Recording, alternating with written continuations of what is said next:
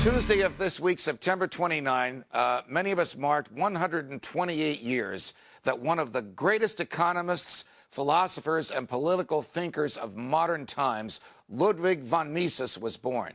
Today, one person personifies and embodies von Mises more than anyone else, and that is Lew Rockwell, the founder and chair of the Ludwig von Mises Institute in Auburn, Alabama. He joins us now. Lew, always a pleasure. Welcome back to Freedom Watch. Judge, always great to be with you. What was so unique about von Mises' thinking? What one thing can you put your finger on which resonates even today, many years after he left us?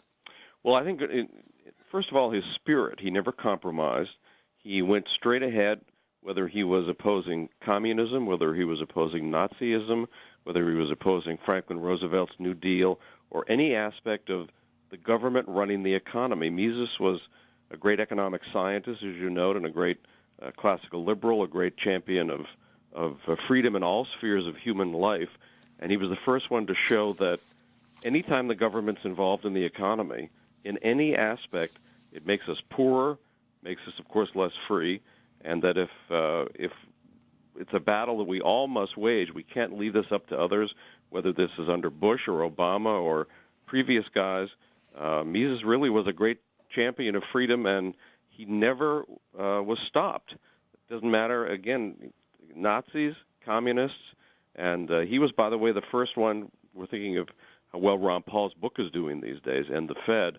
Well, it was Mises who showed way back in 1912, even before the Federal Reserve was established, that if we had a central bank like that, it would result in horrendous depreciation of the dollar, in a redistribution of money from the poor and the middle class to the government-connected rich, and it would bring on business cycles, booms and busts like this present-day recession we're in. So that's just, and again, he also was the first man to show that socialism would have to be a poverty-producing, chaotic disaster. This was at the very beginning when everybody else, or many others, were hailing the Soviet Union as a great advance in the treatment of human beings.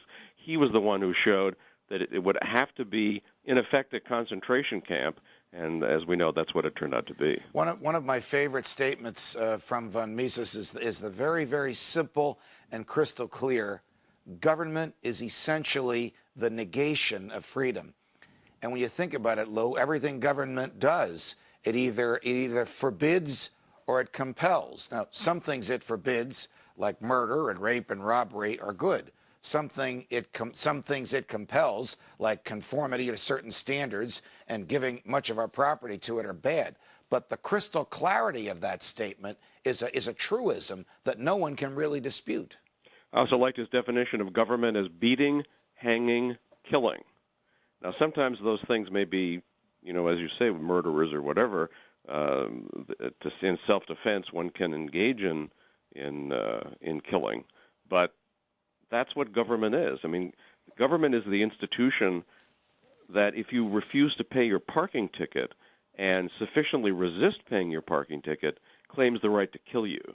So that's government. So every time somebody's advocating an increase in the power of the government, whether it's Mr. Obama and his health care plan, or President Bush and his health care plans, or all the other things that they want to do to us in Washington, this is about beating, hanging, killing.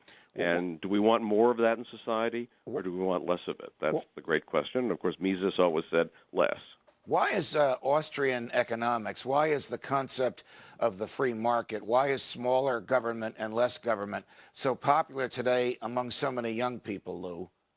Well, I think, first of all, it's the work that Mises and Henry Hazlitt and F.A. Hayek and Murray Rothbard and so many great men have done over so many decades.